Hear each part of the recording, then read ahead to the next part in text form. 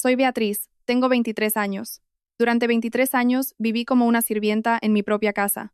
Me levantaba a las 5 de la mañana cada día para fregar los suelos, cocinar y lavar la ropa, mientras mi hermano, Bruno, dormía hasta mediodía en su cama de matrimonio. Mis padres me dijeron algo que creí durante más de 2 décadas. Hay niños que nacen para ser servidos, y hay niños que nacen para servir. Tú eres de los segundos. Nunca lo dudé. Hasta que el padre de la novia, un hombre al que no había visto en mi vida, me miró a la cara durante la foto familiar y empezó a temblar. Me llevó a un lado y me hizo una pregunta que hizo añicos todo lo que yo había conocido. ¿Sabes quién es tu madre biológica? Antes de continuar, si esta historia te resuena, tómate un momento para darle a me gusta y suscribirte, pero solo si de verdad quieres saber qué pasa a continuación. Y si estás viendo esto, déjame un comentario diciéndome desde dónde nos ves y qué hora es allí. Ahora, déjame contarte sobre la mañana de la boda de Bruno, el día que pensé que sería el peor de mi vida. Vivíamos en un chalet de 2 plantas en Pozuelo de Alarcón, Madrid, un barrio donde cada césped está perfectamente cuidado y cada familia conduce un coche europeo. Nuestros vecinos eran cirujanos, abogados, socios de fondos de inversión. Desde fuera, la casa de los Pérez parecía el sueño español, pero por dentro era mi pesadilla. Mi dormitorio no era un dormitorio, era el sótano, suelo de hormigón, sin ventanas, un colchón fino que olía a humedad. La caldera zumbaba a 1 metro de mi cabeza. En invierno era mi única fuente de calor. En verano era sofocante. Cada mañana a las 5 sonaba mi despertador. A las 5:15 ya estaba arriba en la cocina, limpiando las encimeras de granito, calentando la cocina de diseño, sacando los huevos y el bacon de la nevera de alta gama. La isla de la cocina era de mármol italiano de Calacata. Conozco cada veta de esa piedra porque la pulo todos los días, presumía Diana ante su club de lectura. Gerardo bajaba sobre las 7, con el periódico Expansión bajo el brazo, su cronógrafo brillando en la muñeca. Se sentaba en su sillón de cuero en el rincón del desayuno, sin mirarme una sola vez. ¿Está listo?, preguntaba sin levantar la vista de los titulares. Sí, señor Pérez. El café está flojo hoy. Más fuerte mañana. Esa era toda nuestra conversación. 23 años de monosílabos y órdenes. Le ponía su plato en la mesa, la vajilla buena, la de la Cartuja de Sevilla con el borde plateado, y me retiraba a la cocina. Mi sitio nunca estuvo en esa mesa. Mi sitio estaba junto al fregadero, comiendo las sobras que quedaban después de que la familia hubiera terminado. Pero lo que más dolía no era el sótano frío ni las tareas interminables, era la forma en que me trataban. La habitación de Bruno estaba en la 2ª planta, la de la esquina con el ventanal que daba al jardín. Tenía una televisión Samsung de 65 pulgadas en la pared, una PlayStation 5 y un vestidor más grande que todo mi sótano. Iba al Colegio San Patricio, 40,000 euros al año, equipo de fútbol y un programa preuniversitario. Yo fui educada en casa, les decía Gerardo a los vecinos cuando preguntaban. La verdad era mucho más sencilla. Nadie me enseñó nada. Aprendí a leer con las revistas viejas que Diana tiraba. Aprendí matemáticas contando el cambio de la compra. Cuando Bruno cumplió 18, Gerardo le dio las llaves de un BMW Serie 3 blanco. Yo no tenía carné de conducir. No tenía ningún tipo de identificación. Tus papeles se perdieron en un incendio, me dijo Diana una vez cuando tenía 12 años, y pregunté por qué no podía matricularme en el instituto local. Es complicado reemplazarlos. Estás mejor aquí con nosotros. La creí. ¿Por qué no iba a hacerlo? Era mi madre. Bruno tenía una American Express Platinum vinculada a la cuenta de Gerardo. Sin límite. Compraba zapatillas que costaban más de lo que yo había tocado en toda mi vida. Yo tenía 3 vestidos, todos heredados de Diana, ajustados para mi figura más pequeña. Durante la cena, la familia se sentaba junta. Bruno hablaba de sus clases, sus amigos, sus planes de fin de semana. Gerardo asentía con aprobación.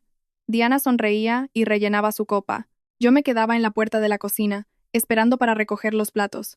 Una vez, cuando tenía 14 años, le pregunté a Diana por qué no podía sentarme con ellos. Se rió, como si hubiera contado un chiste. Beatriz, la mesa solo tiene 3 sitios. Tenía 6. Lo había contado. Esa noche, me di cuenta de algo que nunca me había permitido admitir. Yo no era parte de esta familia. Nunca lo había sido.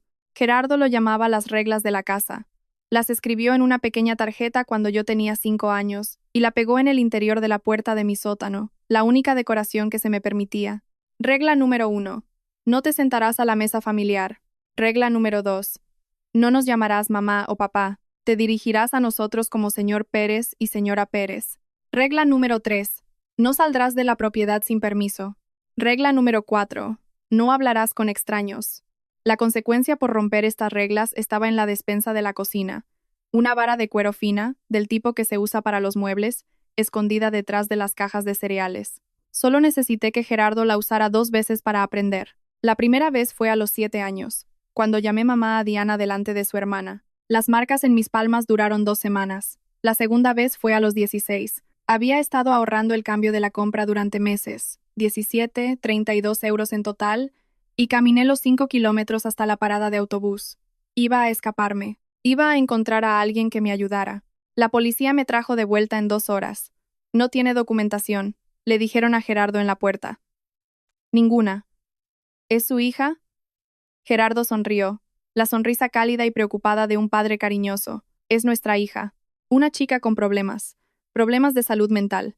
Muchas gracias por traerla a casa. Se fueron. Gerardo cerró la puerta. Pasé 3 días en el sótano sin comida. Cuando finalmente me dejó salir, se acercó y susurró. Sin papeles, no existes. Y si no existes, nadie te creerá. Nadie te ayudará. ¿Entendido? Entendido. Durante los siguientes 7 años, nunca más intenté huir. Bruno no era cruel como Gerardo. No me pegaba. No me encerraba en el sótano ni me dejaba sin comer. Simplemente, no me veía. Para Bruno, yo era un mueble.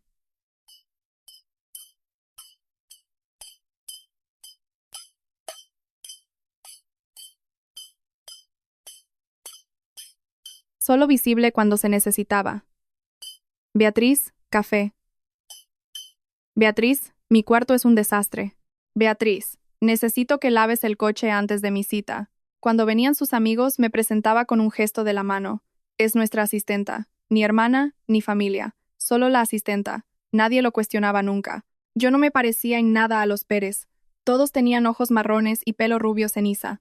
Mis ojos eran verdes, casi esmeralda con cierta luz, y mi pelo era de un castaño oscuro. Pregunté por ello una vez, hace años. Diana me abofeteó y me dijo que no hiciera preguntas estúpidas. A los 26 años, Bruno era guapo, seguro de sí mismo, y trabajaba en una de las mayores inmobiliarias de Madrid. No consiguió el trabajo por sus propios méritos.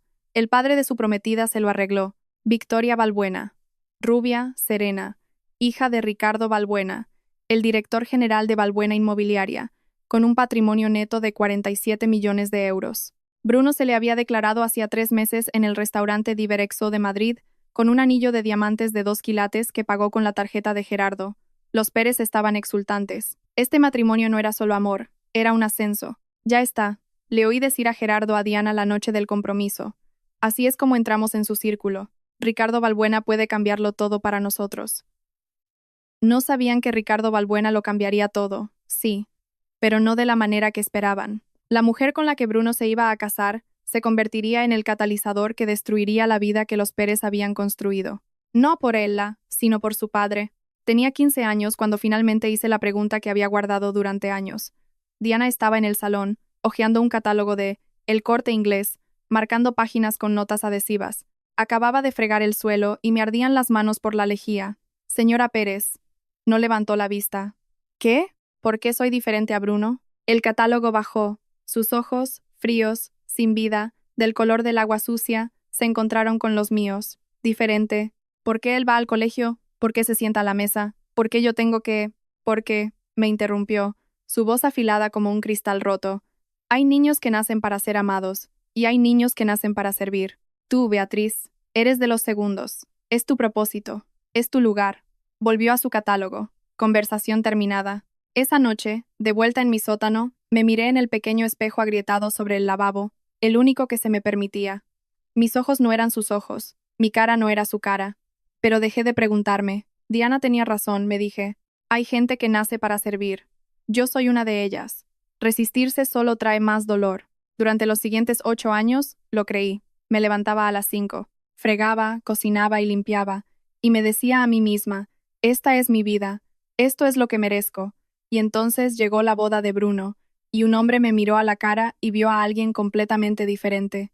Yo aún no lo sabía, pero en 24 horas, cada mentira que me habían contado empezaría a desmoronarse. El anuncio de la boda llegó 6 meses antes de la fecha. Bruno y Victoria se casarían en el Hotel Palace de Madrid, con 200 invitados, una orquesta en directo y una tarta de 5 pisos de una pastelería de lujo. Coste total, 200.000 euros, generosamente pagados por Ricardo Balbuena. Gerardo estuvo casi eufórico en la casa durante semanas. Este es el día más importante de nuestras vidas. No paraba de repetir. Los Balbuena son de la alta sociedad, la aristocracia madrileña. Tenemos que dar una buena impresión. Diana se lanzó a la planificación. Coordinó con la madre de Victoria las flores, el catering, la cena de ensayo. Se compró un vestido nuevo, un Oscar de la Renta color champán. 4.000 euros. Yo di por sentado que sería dama de honor. Pasé 6 meses ayudando, escribiendo las invitaciones, organizando las confirmaciones de asistencia, recogiendo trajes de la tintorería. Incluso practiqué andar con tacones, imaginándome con un vestido de color lavanda, de pie junto al altar. Luego, 3 semanas antes de la boda, Diana me llamó a la cocina. «Tenemos que hablar de tu papel», dijo, y mi corazón dio un vuelco. «¿Voy con las damas de honor?» Se rió, una risa sin alegría. «No, Beatriz. Ayudarás a servir. Pasarás el cava. Te asegurarás de que los invitados tengan lo que necesiten». Las palabras me cayeron como un jarro de agua fría. «¿Quieres que trabaje en la boda?» «No que trabajes, que ayudes». Su sonrisa era tensa, ensayada. «Ya sabes cómo eres, cariño. Torpe. Si estuvieras ahí arriba, delante de los Balbuena, se preguntarían qué te pasa. ¿Es eso lo que quieres? ¿Avergonzar a Bruno en su gran día?» Negué lentamente con la cabeza, la familiar sensación de entumecimiento apoderándose de mí. Esa noche llegaron las invitaciones impresas, letras doradas en relieve, papel de algodón grueso. Busqué en la pila. Mi nombre no estaba en la lista de la familia. No estaba en ninguna parte. La cena de ensayo fue en el Real Club de la Puerta de Hierro. Manteles blancos, copas de cristal, un cava más caro de lo que yo veía en un año. La familia Balbuena había reservado toda la terraza con vistas al campo de golf. Llevaba un sencillo vestido negro y un delantal blanco. Diana había elegido el atuendo. «Pareces muy profesional», dijo, ajustándome el cuello. «Recuerda». Sonríe. «No hables a menos que te hablen y mantente en un segundo plano». Pasé una bandeja de plata con copas de cava entre la multitud, parientes de los Balbuena, socios de negocios, las viejas familias adineradas cuyos nombres reconocía de las páginas de sociedad que Diana dejaba por casa. Nadie me miró. Era parte del decorado, hasta que Victoria lo hizo. Se acercó al bar, con su pelo rubio recogido en un elegante moño, su anillo de compromiso brillando al atardecer. «Eres la hermana de Bruno, ¿verdad? Beatriz?» Casi se me cae la bandeja. «Sí, señorita. ¿Por qué no estás sentada con la familia?» Antes de que pudiera responder, Diana apareció a mi lado, su risa sonora y brillante. A Beatriz le encanta ayudar. Es tímida, siempre lo ha sido. Prefiere estar entre bastidores. Me dio una palmadita en el brazo, el afecto de una mujer posando para una foto. Victoria frunció el ceño, pero asintió educadamente y volvió con su prometido. Continué con mi trabajo. Fue entonces cuando me di cuenta de él. Ricardo Balbuena, el padre de Victoria, de pie junto a la barandilla con un whisky, observándome, no echando un vistazo. Observando. Su rostro estaba pálido, su mandíbula apretada. Se acercó lentamente. «Perdone, ¿cómo se llama?» «Beatriz, señor». «¿Beatriz?» Lo dijo como si estuviera probando el sonido. «¿Usted sabe quién es su madre biológica?» La pregunta no tenía sentido. «Lo siento». Me miró fijamente durante un largo momento, luego se excusó abruptamente y se dirigió al aparcamiento, con el teléfono ya en la oreja. Diana lo vio irse, su sonrisa congelada, los nudillos blancos alrededor de su copa de cava. La noche antes de la boda, me senté sola en mi sótano. Arriba, oía risas. Diana brindando con sus hermanas, los amigos de la Universidad de Bruno, abriendo botellas en el salón, la casa vibrando de anticipación. Abajo, solo el zumbido de la caldera y el goteo de una tubería con fugas sostenía el uniforme negro que llevaría al día siguiente, alisando las arrugas con la mano porque no se me permitía usar la plancha después de las 9 de la noche. A mi lado, el delantal blanco, almidonado y limpio. En mi regazo, una foto, la única que tenía de mi familia. Yo tenía 5 años, de pie en el borde del encuadre mientras Gerardo, Diana y un joven Bruno posaban juntos junto al árbol de Navidad. Ellos se tocaban. Yo estaba sola. En 23 años en esta casa, no había ni una sola foto mía con ellos. Ni una. ¿Por qué? La pregunta que me había perseguido toda mi vida, pero que siempre había reprimido. Preguntar solo traía dolor. La curiosidad solo traía castigo. Pero esta noche, en la oscuridad, la pregunta no se dejaría enterrar. ¿Por qué no me parecía a ellos? ¿Por qué me trataban como a una extraña? ¿Por qué me habían mantenido oculta durante tanto tiempo? Pensé en la cara de Ricardo Balbuena en la cena de ensayo, en cómo había palidecido, en el temblor de su voz al preguntar por mi madre. Me había mirado como si me conociera, como si me hubiera estado buscando. Pero eso era ridículo. Nadie me había buscado nunca. Nadie me había querido nunca. Mañana serviría cava en la boda de mi hermano mientras mi familia fingía que no existía, y la vida seguiría como siempre. Al menos, eso es lo que creía. No tenía ni idea de lo que me esperaba. Me desperté a las 4 de la mañana el día de la boda de Bruno. La casa estaba en silencio. Subí de puntillas y empecé a preparar el desayuno. Huevos Benedict, zumo de naranja recién exprimido, el tipo de desayuno que Gerardo esperaba antes de cualquier gran evento. A las 6, había puesto la mesa del comedor con la mejor porcelana. Luego fui al salón, donde el vestido de novia de Victoria colgaba en su funda. Un Vera Wang, 12.000 euros, con un corpiño de pedrería hecho a mano y una cola que se extendía por el suelo. Diana había insistido en guardarlo en nuestra casa, alegando que nuestros armarios con control de humedad eran superiores a los de la finca de los Balbuena. Sospechaba que la verdadera razón era para poder presumir de él ante sus amigas. Planché el tul al vapor con cuidado, aterrorizada de dejar una sola arruga. Mis manos temblaban. Si arruinaba este vestido, no quería ni imaginar lo que Gerardo haría. Pasos detrás de mí. Diana apareció en la puerta, con un batín de seda, el pelo en rulos. «No toques la pedrería», dijo. «Son cristales importados. Cuestan más que tú». «Sí, señora Pérez». Observó cómo trabajaba, con los brazos cruzados. «Cuando llegues al hotel, entrarás por la entrada de servicio. No dejes que nadie te vea entrar». «Sí, señora Pérez, y no nos avergüences». Su voz bajó a un siseo helado. «Este es el día más importante de la vida de Bruno. Si haces algo, cualquier cosa, para estropearlo, haré que te arrepientas». La voz de Gerardo sonó desde abajo. «Beatriz, ¿dónde está mi café?» Diana sonrió con desdén y se fue. Me quedé allí, con la plancha de vapor en la mano, mirando el vestido de novia que no podía tocar y la vida que no podía vivir. Y algo cambió dentro de mí, pequeño, pero irreversible. Esta será la última vez. No sabía cómo, no sabía cuándo, pero había terminado. Ya era suficiente. El gran salón del Hotel Palace parecía sacado de un cuento de hadas. Candelabros de cristal brillaban desde un techo de 9 metros. Rosas blancas caían en cascada desde cada superficie. El altar, los centros de mesa, los arcos. 200 sillas doradas estaban dispuestas frente a un estrado elevado, donde Bruno pronto se pararía y prometería su vida a una mujer cuya familia podía comprar nuestro barrio entero. Entré por el muelle de carga.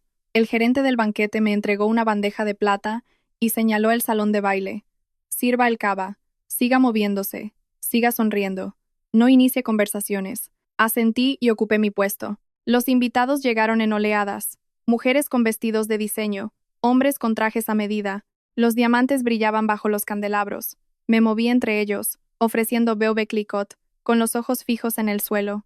Una mujer vestida de Chanel me detuvo. «Perdone, ¿es usted del personal del hotel?» «Sí, señora». La mentira salió fácil. Gerardo pasó sin una mirada. Diana se detuvo lo suficiente para susurrar. «Tu postura es terrible. Enderézate». Luego Bruno apareció con sus padrinos, riendo, ajustándose sus gemelos de Tom Ford. Me vio y me hizo un gesto. «Beatriz, oye, asegúrate de que haya gambas extra en nuestra mesa. Ya sabes cómo se pone mi padre». «Por supuesto». Se volvió hacia sus amigos. Uno de ellos, un antiguo compañero del equipo de fútbol, me entrecerró los ojos. «¿Quién es esa?» «La asistenta», dijo Bruno. «Ha estado con nosotros desde siempre». Las palabras dolieron. La asistenta. No la hermana, no la familia. Pero no reaccioné. Hacía tiempo que había aprendido que reaccionar solo llevaba al castigo. Seguí circulando, ofreciendo cava a gente que me miraba como si fuera invisible. Y entonces sentí que me observaban. Me di la vuelta. Al otro lado del salón, Ricardo Balbuena estaba solo, con su copa de cava intacta, sus ojos fijos en mi cara. Esta vez no solo observaba, me estaba estudiando. La ceremonia comenzó a las 4. Un cuarteto de cuerda tocó el canon de Pachelbel mientras Victoria se deslizaba por el pasillo con su vestido de Vera Wang, la cola de 4,5 metros detrás de ella. Bruno esperaba en el altar, radiante, con las manos entrelazadas delante de él. Gerardo y Diana estaban en la primera fila, secándose lágrimas fingidas con pañuelos bordados con sus iniciales. Yo estaba al fondo del salón, con mi bandeja, observando a mi familia desde 15 metros de distancia. El oficiante habló de amor, compromiso y el sagrado vínculo del matrimonio. La voz de Bruno se quebró mientras leía sus votos. Los ojos de Victoria brillaron mientras ella le ponía un anillo de Tiffany en el dedo. Se besaron. La sala estalló en aplausos, y yo me quedé allí, invisible, sosteniendo un cava que no se me permitía beber. Por un momento, me permití imaginar otra vida, una en la que estaba sentada en la primera fila junto a Diana, una en la que llevaba un vestido de color lavanda y sostenía un ramo de rosas. Una en la que Bruno me presentaba a su novia como mi hermana Beatriz, no como nuestra asistenta, pero esa vida no existía, quizás nunca había existido. Los invitados se pusieron de pie para la salida de los novios. Bruno y Victoria caminaron por el pasillo, cogidos del brazo, bajo una lluvia de pétalos de rosa. Al pasar, Diana captó mi mirada. Su expresión no era cálida, no era de orgullo, era una advertencia. No olvides cuál es tu lugar. Bajé la cabeza. En algún lugar de la multitud, sentí de nuevo esa mirada observadora. Ricardo Balbuena, de pie cerca del fondo, no había aplaudido ni una vez. No me había quitado los ojos de encima durante toda la ceremonia. No entendía por qué, pero una extraña sensación se agitó en mi pecho. Una sensación que no había sentido en años. Esperanza, y no tenía ni idea de qué hacer con ella. Si has llegado hasta aquí, creo que entiendes por qué estoy contando esta historia. Puede que sepas lo que es estar dentro de tu propia familia y ser tratado como un extraño, servir a personas que se niegan a reconocer tu existencia. Permíteme preguntarte algo. ¿Alguna vez has tenido que servir a alguien que ni siquiera te reconoció como parte de su familia?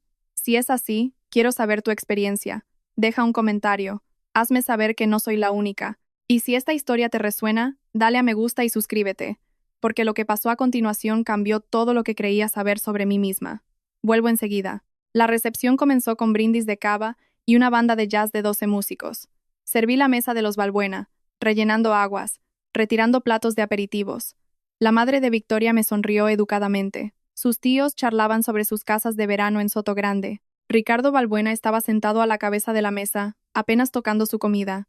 Cada vez que me acercaba, sentía su mirada. No era desagradable, ni depredadora, ni fría. Era algo más, algo que no podía nombrar. Cuando me incliné para retirar su plato de ensalada, su mano se disparó y agarró mi muñeca, suave pero firmemente. Perdone, dijo, con voz grave. Necesito preguntarle algo. Sí, señor. ¿Se llama Beatriz? Sí. ¿Beatriz Pérez? Sí, señor. Soltó mi muñeca. Su mano temblaba. ¿Sabe usted quién es su madre biológica? La pregunta de nuevo, la misma que en la cena de ensayo. Vivo con los señores Pérez, dije con cautela. Me criaron desde que era un bebé. La expresión de Ricardo se quebró. Se hizo añicos. Dolor, o quizás reconocimiento. Perdone, susurró, y se levantó bruscamente de la mesa. Le vi caminar hacia las puertas de la terraza, sacando su teléfono. A través del cristal, le vi pasear, hablando intensamente con alguien. Victoria se dio cuenta. ¿Le pasa algo a mi padre? No supe qué responder. En la mesa familiar, Diana observaba toda la escena. Su copa de cava se detuvo a medio camino de sus labios. Se inclinó hacia Gerardo y susurró algo. Él se giró, me miró directamente, y su rostro se endureció con algo que reconocí. Miedo. Nunca había visto a Gerardo Pérez tener miedo de nada, hasta ahora. El fotógrafo aplaudió y pidió las fotos familiares.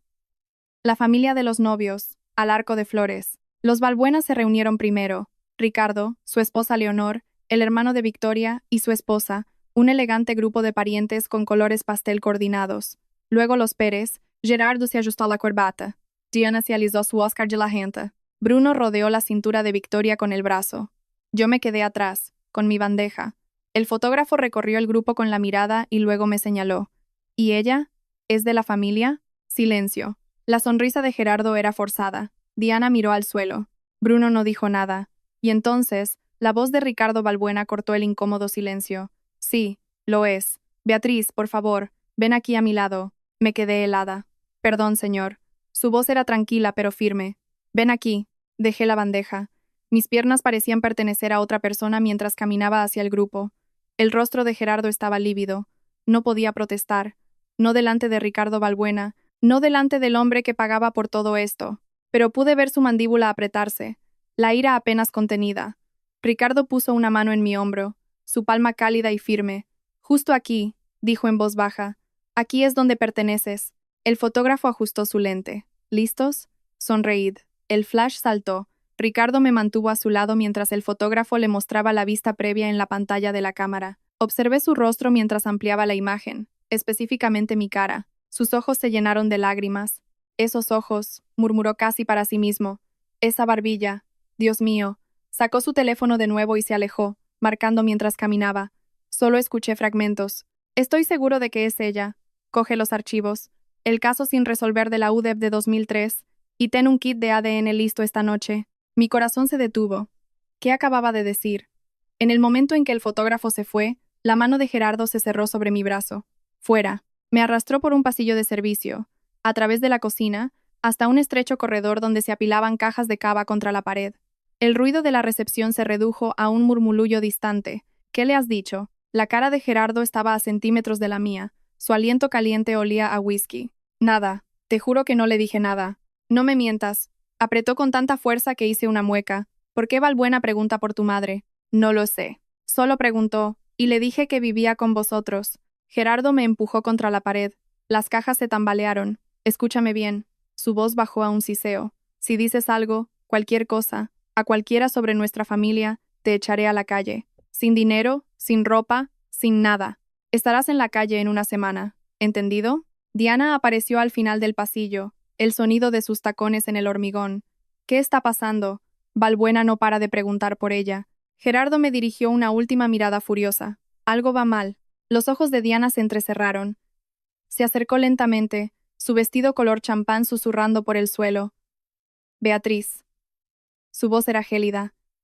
Después de la recepción, te quedas a limpiar. No hablas con nadie. Y lo que sea que el señor Valbuena quiera discutir, no se lo dices. Somos tu familia. Te salvamos. Sin nosotros, estarías muerta en una zanja. Sonrió, su sonrisa pública familiar. Ahora vuelve al trabajo. Y si nos avergüenzas una vez más, te garantizo que te arrepentirás. Me dejaron allí, temblando, sola entre las cajas de cava. Las palabras de Gerardo resonaron en mi cabeza. Sin papeles, no existes.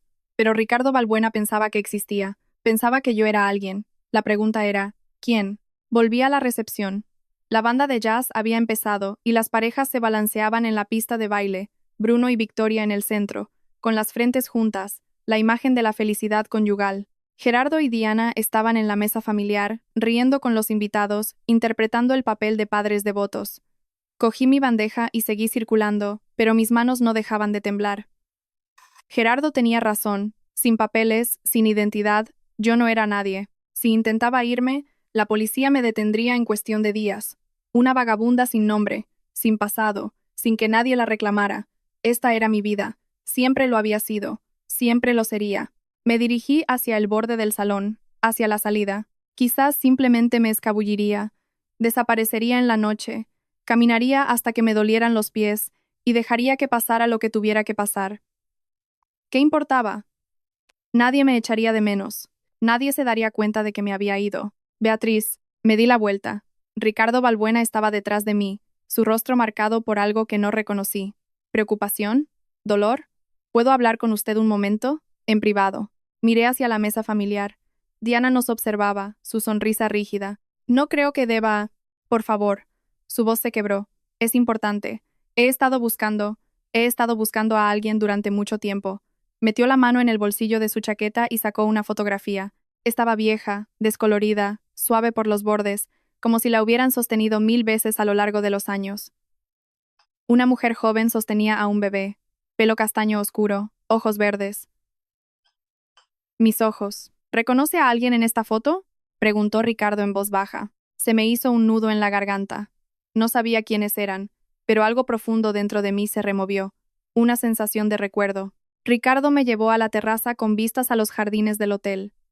El aire de la noche era fresco. Dentro, la fiesta continuaba. El tintineo de las copas, las risas, la banda que empezaba a tocar un clásico de Sinatra. Aquí fuera, solo el lejano zumbido del tráfico y el martilleo de mi propio corazón. Ricardo me ofreció la foto de nuevo. A la suave luz del salón de baile, ahora podía verla mejor. La mujer era joven, de 20 y pocos años, con una sonrisa cansada pero radiante. El bebé en sus brazos estaba envuelto en una manta rosa, con los ojos cerrados, increíblemente pequeño. Esta es mi hermana, Margarita, dijo Ricardo, y ese bebé es su hija, Beatriz Leonor Valbuena. Lo miré fijamente. No lo entiendo. Hace 23 años, la hija de Margarita fue secuestrada del Hospital La Paz, secuestrada de la nursery en mitad de la noche. Su voz temblaba. Mi hermana pasó 5 años buscándola. Contrató a detectives privados, trabajó con la UDEV, nunca perdió la fe en que su hija estaba viva. Tragó saliva. Murió cuando el bebé habría cumplido 5 años. Fallo cardíaco, pero los médicos dijeron que fue por un corazón roto. Simplemente se rindió. Lo siento, salió como un susurro. Pero no veo qué tiene que ver esto conmigo. Ricardo se giró para mirarme de frente. El nombre del bebé era Beatriz. Tenía ojos verdes, raros en nuestra familia, pero Margarita los tenía. Me señaló la cara. Esa nariz, esa barbilla, la forma de tu boca, es idéntica. Di un paso atrás. Señor Balbuena, creo que se equivoca. He estado buscando durante 23 años. Las lágrimas corrían por sus mejillas, y cuando te vi en la cena de ensayo, lo supe. Simplemente lo supe. Metió la mano en su otro bolsillo y sacó un pequeño kit de plástico. Por favor, déjame tomar una muestra de ADN. Si me equivoco, nunca más te molestaré. Pero si tengo razón, recuperó la compostura. Si tengo razón, entonces esas personas en ese salón no son tu familia, son tus secuestradores. Las palabras flotaron en el aire como humo. Tus secuestradores. Durante 23 años me habían dicho que era inútil, nacida para servir, afortunada de tener un techo sobre mi cabeza. Y ahora este hombre, este extraño, me decía que podría haber sido secuestrada, que las personas que me criaron podrían ser criminales, que podría tener una familia de verdad que me quisiera. Era demasiado, demasiado imposible. No puedo, dije, retrocediendo. No puedo hacer esto. Beatriz, por favor. La voz de Ricardo era suave pero urgente. Tengo un laboratorio listo, acreditado por la ENAC, el estándar de oro para las pruebas de ADN. Resultados en 72 horas. Si hay una coincidencia, si la hay, entonces eres la hija de Margarita. Eres mi sobrina, tragó saliva, y eres la heredera legítima del fideicomiso que ella estableció antes de morir. Me detuve. ¿Qué fideicomiso? Margarita nunca perdió la esperanza de que encontrarían a su hija. Estableció un fideicomiso a tu nombre, el nombre de Beatriz Leonor Balbuena, para que lo usaras si te encontraban. Ha estado creciendo durante 23 años. ¿Cuánto? Ricardo me miró directamente a los ojos. 12 millones de euros. La terraza se tambaleó bajo mis pies. Pero no se trata del dinero, dijo rápidamente. Se trata de la verdad, de la justicia, y de darle paz a mi hermana. De saber, por fin, qué le pasó a su bebé. Dentro, la banda pasó a una balada lenta. Podía ver a Diana a través de las puertas de cristal, escaneando la sala, buscándome. Su propiedad. Pensé en el sótano, en las reglas, en la vara de la despensa. 23 años de que me dijeran que no era nada. Y luego pensé en Margarita Balbuena, muriendo de un corazón roto, sin saber nunca qué le pasó a su pequeña. Capté la mirada de Ricardo. ¿Qué tengo que hacer? Abrió el kit de ADN. Solo abre la boca. Las siguientes 72 horas fueron las más largas de mi vida. Volví a mi rutina, levantarme a las 5, fregar, cocinar, limpiar, pero ahora todo era diferente. Cada vez que Gerardo me daba una orden le miraba a la cara y pensaba, ¿me compraste? Cada vez que Diana criticaba mi trabajo, oía la voz de Ricardo, tus secuestradores. Notaron el cambio. ¿Qué te pasa? Me espetó Diana a la mañana siguiente. Has dejado que el café se enfríe demasiado. Está amargo. Nada, señora Pérez. Solo estoy cansada. Siempre estás cansada. Tiró el café por el fregadero. Haz otra cafetera. Y esta vez, presta atención. Hice otra cafetera. Lavé los platos. Doblé la ropa. Pero en mi bolsillo, llevaba el trozo de papel que Ricardo me había dado.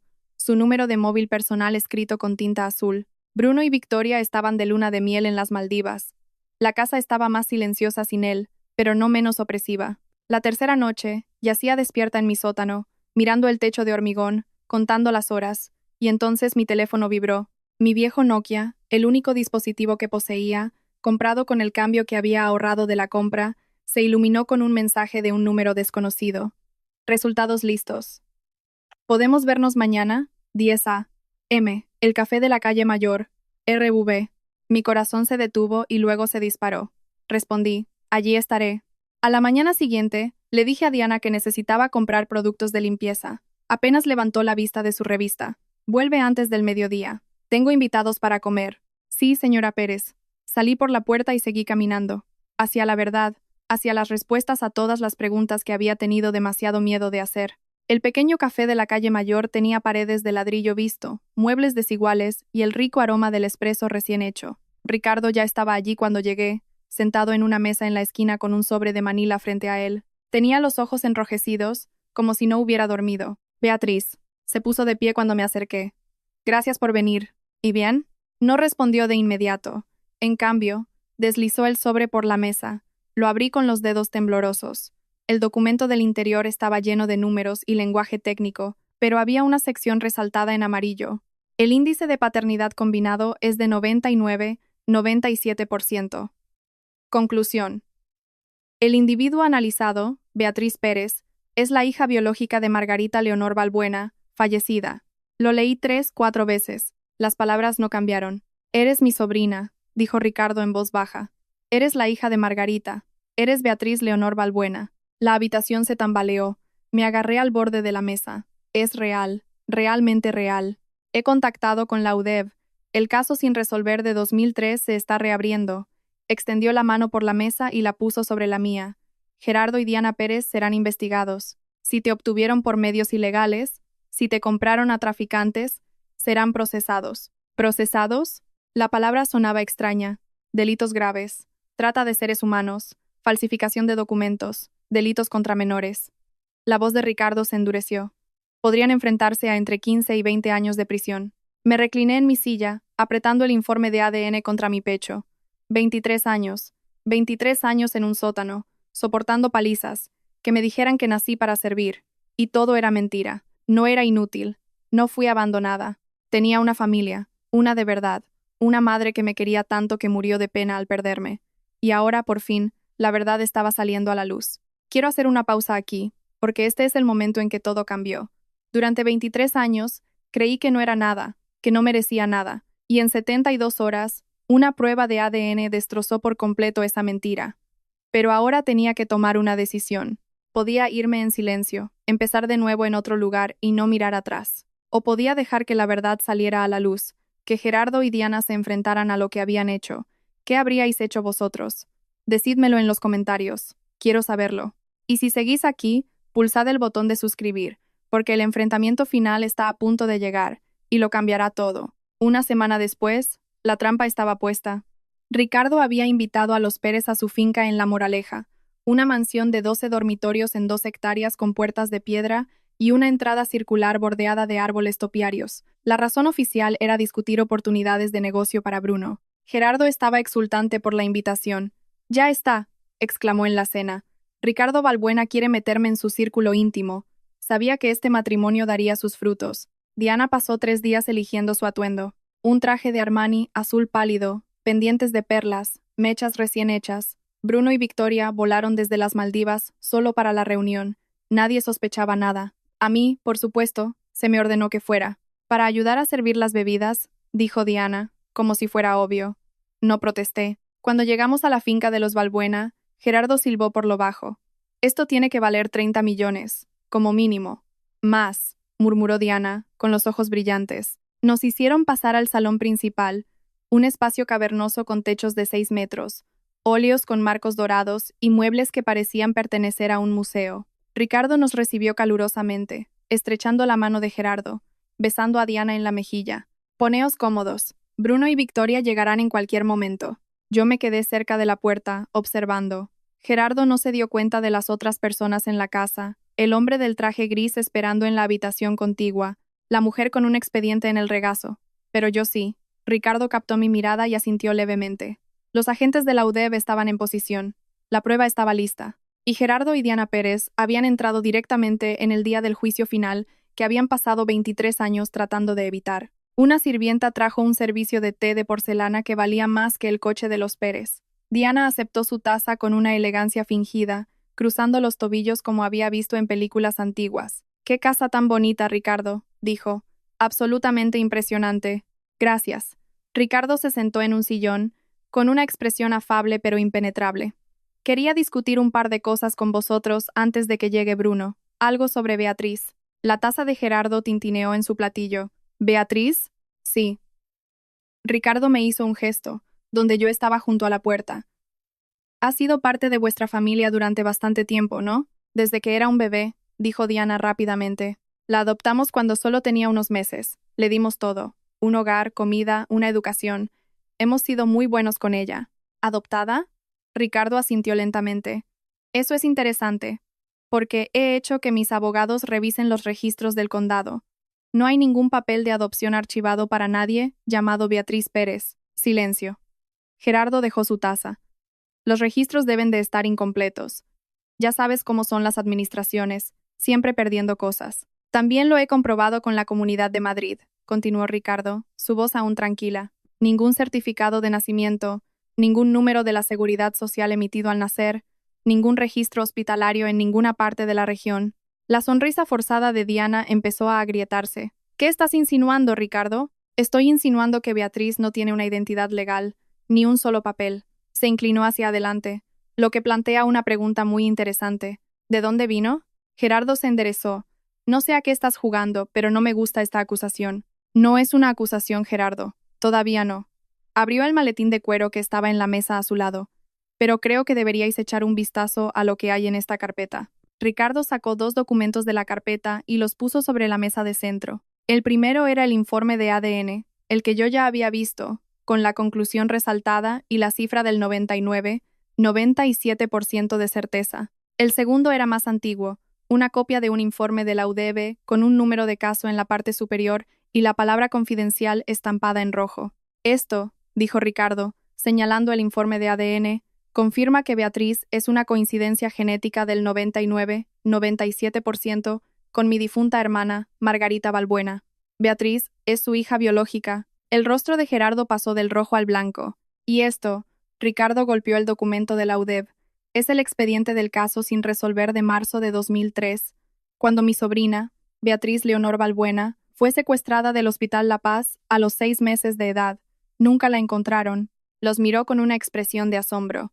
La taza de té de Diana se le resbaló de la mano y se hizo añicos en la alfombra persa. Eso es una locura, balbuceó Gerardo. Nosotros nunca lo haríamos. Entonces explicad los papeles. La voz de Ricardo se endureció. Explicad por qué no tiene certificado de nacimiento, ni registros de adopción, ni una sola prueba de que haya nacido de vosotros. Hubo un incendio. La voz de Diana era aguda. Los registros se perdieron. No hubo ningún incendio, le interrumpió Ricardo. Lo he comprobado. Todos los hospitales en un radio de 500 kilómetros. Ningún incendio, ningún registro perdido, ninguna Beatriz, nacida de ningún Pérez. La puerta de la habitación contigua se abrió. El hombre del traje gris entró, seguido de una mujer que mostraba una placa. Gerardo Pérez. Diana Pérez. La voz del hombre era monótona, oficial. Soy el inspector Morrison de la UDB. Tenemos algunas preguntas sobre la obtención de su hija. Gerardo retrocedió, con el rostro ceniciento. Diana empezó a llorar, y yo me quedé allí, observando cómo los muros se cerraban finalmente sobre las personas que me habían llamado sus padres. Lo que siguió fue rápido. El inspector Morrison presentó una orden. Su compañera, la inspectora Sanz, empezó a leerle sus derechos. Gerardo Pérez, Diana Pérez, quedan detenidos como presuntos autores de un delito de trata de seres humanos, falsificación de documentos y delitos contra menores. Tienen derecho a guardar silencio. Todo lo que digan podrá ser utilizado en su contra ante un tribunal. Gerardo intentó huir. Dio 3 pasos antes de que el inspector Morrison le agarrara del brazo y lo empujara contra la pared. El hombre que me había aterrorizado durante 23 años, que me había dejado sin comer, me había pegado y me había dicho que no era nada, gimió como un niño mientras las esposas se cerraban en sus muñecas. Diana se desplomó en el sofá, sollozando. «¡Beatriz!», gritó. «Beatriz, por favor, diles que es un error. Somos tu familia. Te criamos». La miré, a la mujer que me había abofeteado por hacer preguntas, que me había encerrado en el sótano, que me había dicho que nací para servir. «Me criasteis como a una sirvienta», dije, con la voz tranquila, firme. «Nunca me tratasteis como familia. Ni una sola vez. Te lo dimos todo. Me disteis un colchón en un suelo de hormigón. Me acerqué más. Me robasteis mi identidad. Me robasteis mi infancia. Me robasteis a mi madre». La cara de Diana se contrajo. «No lo sabíamos. Pensábamos. ¿Sabíais exactamente lo que estabais haciendo?», espetó Gerardo, su voz cruel incluso con las esposas puestas. «Diana, no finjas que no lo sabías». Justo entonces, la puerta principal se abrió. Bruno y Victoria entraron, bronceados y sonrientes de su viaje, hasta que vieron a los agentes y a sus padres esposados. La sonrisa de Victoria se desvaneció. ¿Qué demonios está pasando? Los cargos federales se presentaron en un mes. Gerardo y Diana Pérez fueron acusados cada uno de 3 delitos: trata de seres humanos, fraude documental y delitos contra menores. La investigación reveló que me habían comprado a una red de adopción clandestina en 2003 por el equivalente a 15,000 euros en efectivo. La red había sido desmantelada hacía años, pero la UDEV aún tenía los archivos. Mi nombre estaba en sus libros, listado entre el precio de compra y la fecha de entrega como si fuera inventario. El juicio duró 4 meses. Testifiqué 2 veces. Gerardo mantuvo su inocencia hasta el final, afirmando que le habían dicho que yo era huérfana y que simplemente me había dado una vida mejor. El jurado no le creyó. En su testimonio, Diana se volvió en su contra, afirmando que había sido coaccionada, que Gerardo la había amenazado, que siempre había querido tratarme bien pero no podía. El jurado tampoco la creyó. La sentencia fue definitiva. Gerardo recibió 18 años en una prisión federal. Diana, 12. Sus activos fueron congelados a la espera de un juicio civil. La casa de Pozuelo, la de la nevera de alta gama y el mármol de Calacata y el sótano donde dormí durante 23 años, fue confiscada para cubrir las costas legales y la posible indemnización. El mundo de Bruno se derrumbó también. Ricardo Balbuena le retiró todo el apoyo financiero el día de la detención.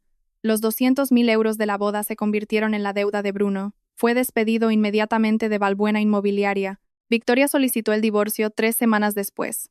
No puedo, le oí decir a Bruno por teléfono. Tus padres compraron a una persona, traficaron con un niño. No puedo estar asociada con eso. El hombre que había crecido como un príncipe se encontró de repente solo, sin trabajo y endeudado.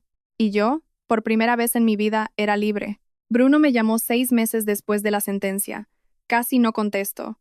El nombre en la pantalla, Bruno Pérez, todavía me daba un escalofrío, pero la curiosidad pudo más. Hola, Beatriz. Su voz era débil, extraña, no el chico de oro seguro de sí mismo que había servido desde la infancia. Un hombre hueco. ¿Qué quieres? Yo, estoy en problemas. Se rió amargamente. Es un eufemismo. He perdido el piso, el coche.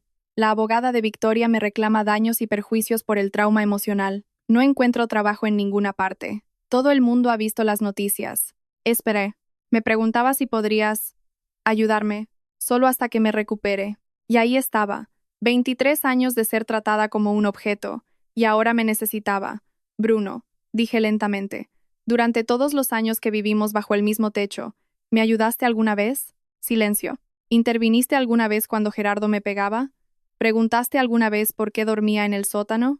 ¿Me trataste alguna vez como a una hermana? No lo sabía. Lo sabías. Mi voz era tranquila. Simplemente no te importaba. Yo era conveniente. Hacía tu vida más fácil. Y ahora que no estoy allí para servirte, no sabes cómo sobrevivir. Beatriz, por favor. No voy a ayudarte, Bruno. No porque te odie, sino porque necesitas aprender algo que nunca te enseñaron mientras crecías. Hice una pausa. Las acciones tienen consecuencias. Y el silencio también. Colgué. Me temblaban las manos, pero mi corazón estaba firme. Por primera vez en mi vida había establecido un límite, y estaba decidida a mantenerlo. La herencia se finalizó 3 meses después del juicio. Los abogados de Ricardo habían trabajado sin descanso para verificar mi identidad y activar el fideicomiso que Margarita había establecido. Requirió órdenes judiciales, confirmación de la UDEB y montañas de papeleo, pero finalmente llegó el documento final. Beneficiario: Fideicomiso Beatriz Leonor Balbuena. Valor: 12.847.329,16 euros. Estado: activo. Leí la cifra 7 veces antes de que pareciera real. Ricardo me llevó personalmente al banco el día que se liberaron los fondos. Nos sentamos en una oficina privada en la planta superior, rodeados de muebles de caoba y óleos, mientras un banquero explicaba las opciones de inversión y las implicaciones fiscales. 12 millones de euros, más de lo que los Pérez habían visto en toda su vida. Pero no fue el dinero lo que me cambió, fue el nombre. Beatriz Leonor Balbuena, mi verdadero nombre, el que mi madre me dio antes de que me robaran. Ricardo me ayudó a mudarme a una suite de invitados en su finca de La Moraleja. Tenía mi propia habitación con vistas a un jardín de rosas, una cama de matrimonio con sábanas de algodón egipcio y un baño más grande que mi antiguo sótano. La primera noche no pude dormir. Simplemente paseé, tocando las paredes, acariciando las cortinas, diciéndome a mí misma que era real. Ricardo me inscribió en un programa preuniversitario. Mi falta de educación formal no importaba. Había recursos, tutores, personas especializadas en ayudar a las víctimas de la trata a reconstruir sus vidas. Un año después, recibí mi carta de aceptación, beca completa para la Universidad Complutense de Madrid, a través de un programa para víctimas de trata. Sostuve la carta en mis manos y lloré durante una hora. Y luego encontré algo más en los archivos de la herencia.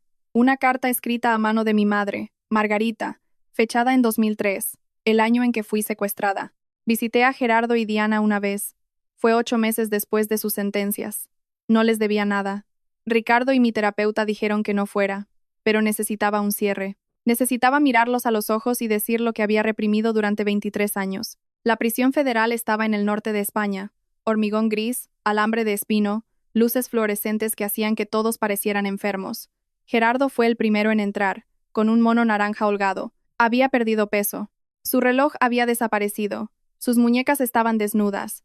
Diana vino después, sin Óscar de la Renta, sin perlas, solo el mono de la prisión y una cara que había envejecido 10 años en 8 meses. Se sentaron frente a mí en una mesa de metal. «Has venido», susurró Diana. Sus ojos se llenaron de lágrimas. «Recé para que vinieras». «No he venido a reconciliarme», dije. «He venido porque tengo algo que decir». Gerardo me fulminó con la mirada. Incluso ahora, roto y encarcelado, el familiar desdén parpadeó en sus ojos. «Pues dilo». Lo miré directamente a los ojos.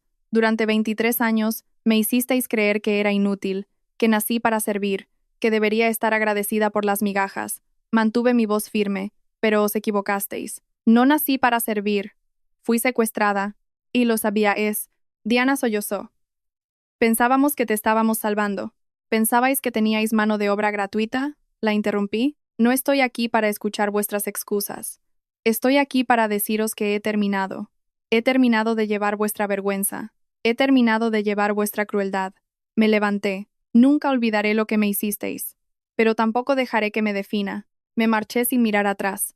Y nunca más los volví a ver. Estoy escribiendo esto desde mi residencia de estudiantes en la Complutense. Es pequeña, mucho más que la habitación en la finca de Ricardo, pero es mía. Mi nombre está en la puerta. Mis libros están en la estantería. Mi carta de aceptación está enmarcada sobre mi escritorio. Algunos días, todavía me despierto a las 5 por costumbre, pero ahora, en lugar de fregar suelos, me hago un café y leo mis libros de texto de psicología. Estoy estudiando para ser terapeuta, específicamente para trabajar con víctimas de trata y violencia doméstica. Quiero ayudar a otros como yo a encontrar su camino fuera de la oscuridad. En mi mesita de noche, junto al despertador, tengo 2 cosas. La primera es mi nuevo certificado de nacimiento. Beatriz Leonor Balbuena. Nacida el 3 de marzo de 2003, en el Hospital Universitario La Paz, Madrid. Madre, Margarita Leonor Balbuena. La segunda es la carta que Ricardo encontró en los archivos de Margarita, la que me escribió la semana en que nací, antes de saber que me robarían. Mi querida Beatriz, si algún día lees esto, quiero que sepas que eres el mayor regalo que he recibido. Desde el momento en que te sostuve, supe que naciste para hacer cosas extraordinarias. Pase lo que pase, donde quiera que te lleve la vida, recuerda que eres amada, que eres deseada, que eres suficiente. La leo todas las mañanas. Durante 23 años, creí que no era nada, que nací para servir, que no merecía un lugar en la mesa. Ahora sé la verdad. Nací para ser amada, y voy a pasar el resto de mi vida asegurándome de que otros sepan que ellos también lo merecen. Gracias por quedarte con Beatriz hasta el final. Muchos detalles de la historia de Beatriz han sido dramatizados para transmitir mensajes significativos y lecciones de vida. Sin embargo, la vida está llena de giros inesperados y situaciones como esta ocurren más a menudo de lo que pensamos. Cada año, miles de casos de niños desaparecidos siguen sin resolverse. Cada día, hay personas tratadas como menos que humanas por aquellos que deberían amarlas más. Si esta historia te ha conmovido, por favor dale a me gusta y suscríbete. Y si conoces a alguien que necesita escuchar que merece algo mejor, compártelo con ellos. Más historias sobre la fuerza, la verdad y la recuperación de la propia valía te esperan en la descripción de abajo. Gracias por vernos.